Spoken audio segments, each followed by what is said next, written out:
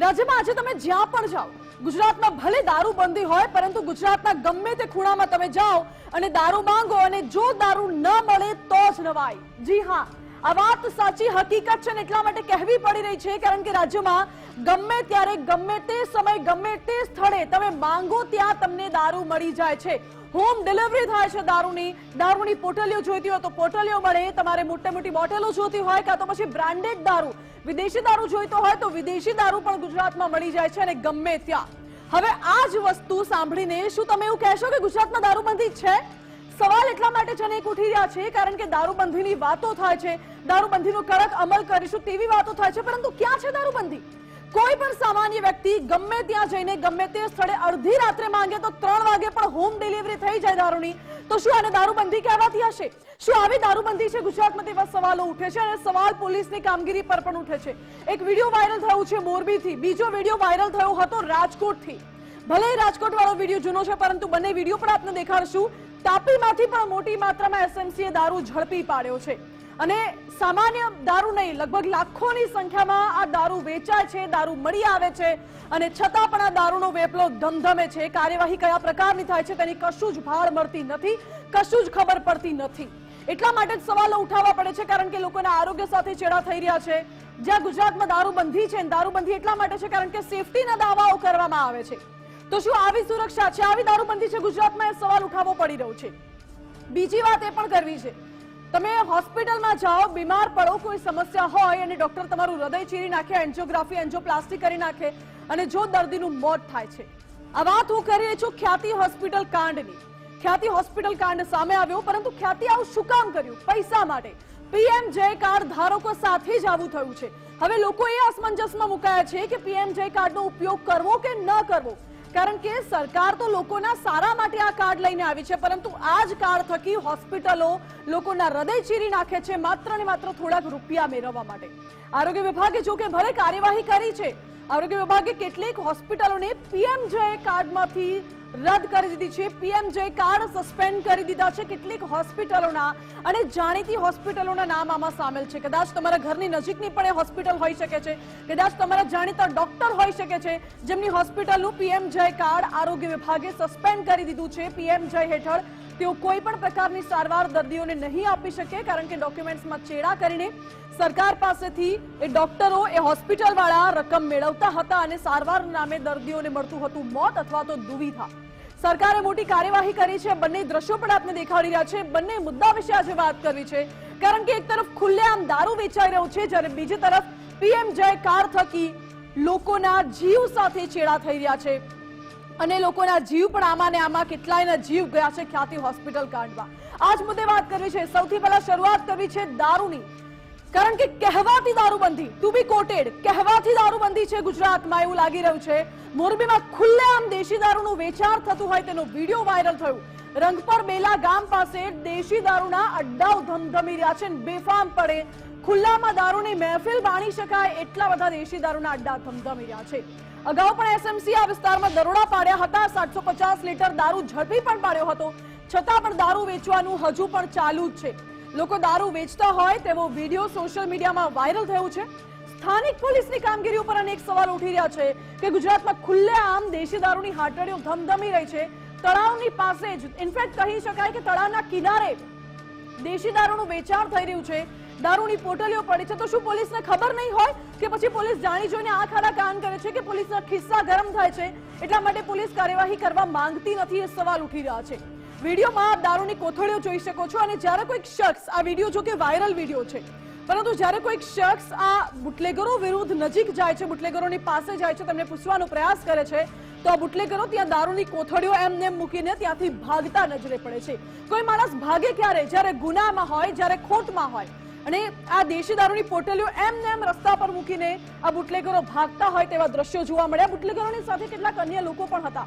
હોઈ શકે કે તેઓ અહીં દારૂની મહેફિલ માણવા આવ્યા હોય, તળાવની પાળે બેસીને દારૂની મહેફિલ માણતા લોકો હોય તેવું પણ બની શકે. સવાલ એટલા માટે ઉઠી રહ્યા છે કારણ કે ગુજરાતમાં દારૂબંધી છે તો પછી સ્થાનિક પોલીસ શું કરી રહી હતી? આજે વિડીયો વાયરલ થયો છે તે વિડીયોને લઈને અનેક સવાલ છે. શું ગુજરાતમાં દારૂબંધી માત્ર ને માત્ર કાગળ ઉપર છે તેવા સવાલ ઉઠે છે? પોલીસની કામગીરી પર સવાલ ઉઠે છે અને આ દ્રશ્યો પણ જુઓ. આ દારૂની કોથળીઓ છે અને રસ્તામાં ક્યાંક ઝાડ નીચે તો ક્યાંક એમને દારૂની કોથળીઓ ખુલ્લામાં પડી છે તેવા દ્રશ્યો જોવા મળી રહ્યા છે। બીજા દ્રશ્યો આપણે બાજુમાં દેખાડી રહ્યા છે રાજકોટના દ્રશ્યો છે। જો કે આ દ્રશ્યો, આ વિડીયો ભલે 2 દિવસ જૂનો હોય પરંતુ આ વાયરલ વિડીયો છે। ખુલ્લેઆમ દેશી દારૂનો વેપલો ચાલી રહ્યો છે અને જાણે કે આખું માર્કેટ ભરાયું હોય, લોકો મહેફિલ માણવા માટે પહોંચી રહ્યા હોય તેવા દ્રશ્યો જોવા મળ્યા। આ તો કોઈક સ્થાનિકે ત્યાં પહોંચીને જનતા રેડ કરી હતી ત્યારે આ વિડીયો આખો વાયરલ થયો અને પછી કાર્યવાહીના દાવાઓ કરવામાં આવે છે। આ શાક માર્કેટમાં દેશી દારૂનું વેચાણ ધમધમી રહ્યું હતું રાજકોટમાં, એના દ્રશ્યો આપને દેખાડ્યા છે। ઘણા બધા લોકો ત્યાં બેઠા છે। દ્રશ્યોમાં આપ જોઈ શકો છો કેટલી મોટી માત્રામાં રાજકોટમાં નવનિયુક્ત એસપીને બુટલેગરો ખુલ્લો પડકાર ફેંકી રહ્યા હોય તેવા દ્રશ્યો છે। શાપર, વેરાવળ શાક માર્કેટમાં દેશી દારૂનું ધૂમ વેચાણ થઈ રહ્યું છે અને બુટલેગરો બેફામ રીતે શાક માર્કેટમાં દેશી દારૂ વેચી પણ રહ્યા છે। પોલીસની મીઠી નજર હેઠળ દારૂનો વેપલો ચાલે છે કે કેમ તે સવાલ છે। ઇન્ડસ્ટ્રીયલ વિસ્તાર છે અને બુટલેગરો શું કામ બેફામ બન્યા તે સવાલ ઉઠી રહ્યો છે। શું બુટલેગરોને પોલીસનો કોઈ ડર નથી રહ્યો હવે, કે કાયદો વ્યવસ્થા એટલી મજબૂત નથી, કે કાયદો વ્યવસ્થાની સ્થિતિ કથળી રહી છે? લોકોને જોઈએ તેવો દારૂ ત્યાં મળી રહે છે અને દારૂની ખુલ્લેઆમ મહેફિલો થાય છે। મોટી સંખ્યામાં લોકો ત્યાં દારૂ પીવા પહોંચે છે અને ન કોઈ દારૂ પીનારને બીક છે કે ન દારૂ વેચનારને કોઈ પણ પ્રકારની બીક છે।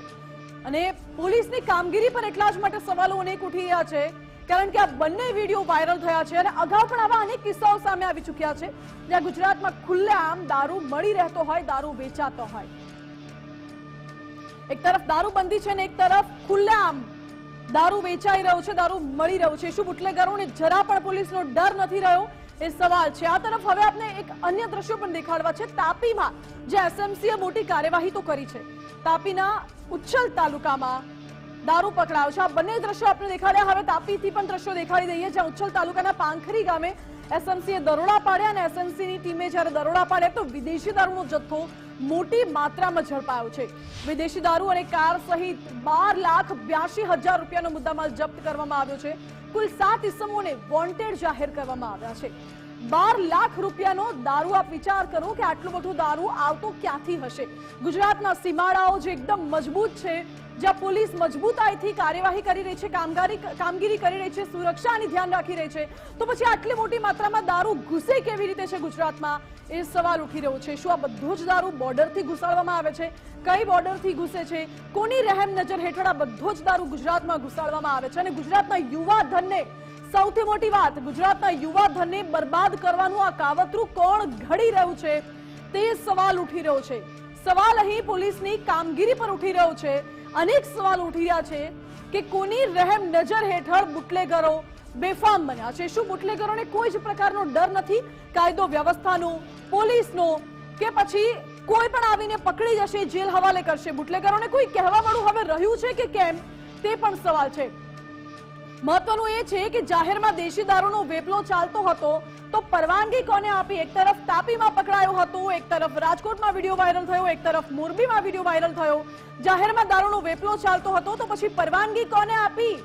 કોની રહેમ નજર હેઠળ આ બધો જ દારૂ ગુજરાતમાં ઘુસાડવામાં આવે છે અને યુવા ધનને બરબાદ કરવાનું આખું આ કાવતરું ખેલવામાં આવે છે? બુટલેગરોને હવે પોલીસનો બિલકુલ ડર નથી રહ્યો। કાયદો વ્યવસ્થાની સ્થિતિ ખરેખરમાં કથળી રહી છે તે સવાલ ઉઠી રહ્યા છે કારણ કે જ્યારે પણ આપણે જોતા આવીએ છીએ અસામાજિક તત્વો આતંક મચાવે છે। એ કોઈ સાધારણ અસામાજિક તત્વો નથી હોતા, એ દારૂ પીધેલા અસામાજિક તત્વો હોય છે। જાહેરમાં આવીને તલવાર લહેરાવે છે, તલવાર વડે કેક કટિંગ કરે છે, પોલીસને પણ આમ ધક્કો મારીને પોલીસને કહે છે કે કારમાં બેસી જા અને પોલીસની કાર પર પણ તલવાર આમ મારે છે। એ અસામાજિક તત્વો દારૂ પીવે છે અને એટલા જ માટે આ પ્રકારની ઘટનાઓ ગુજરાતમાં ઘટી રહી છે જે ખૂબ શરમજનક બાબત છે। સવાલ માત્ર પોલીસની કામગીરી પર નથી ઉઠી રહ્યા, સવાલ કાયદો વ્યવસ્થાની સ્થિતિ પર ઉઠી રહ્યા છે।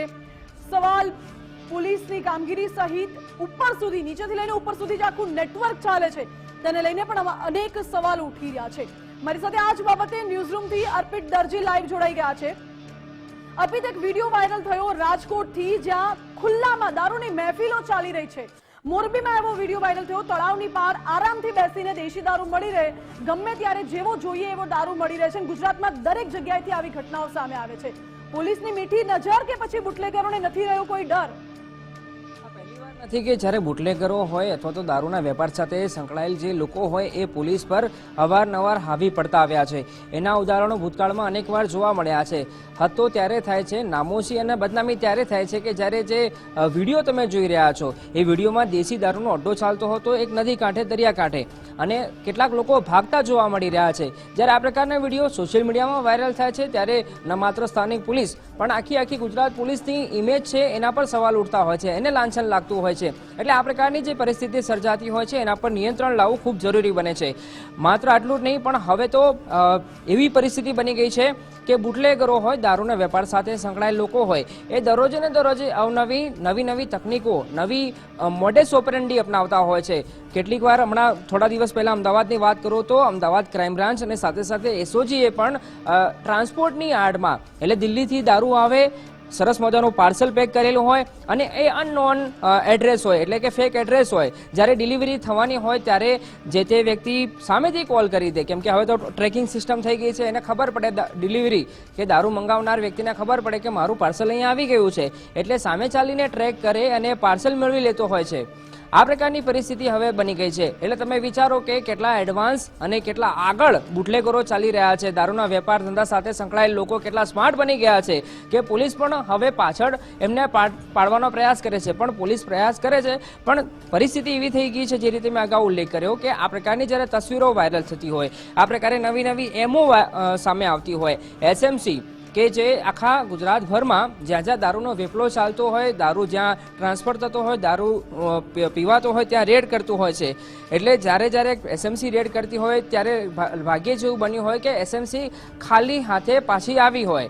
ક્યાંક ને કંઈક એને નાનું મોટું જ્યાં ત્યાં રેડ કરવા જાય છે તપાસ અધિકારી, એ ટીમને કંઈક ને કંઈક તો મળી જતું હોય છે. છાસવારે આ પ્રકારના સમાચાર સામે આવતા હોય છે.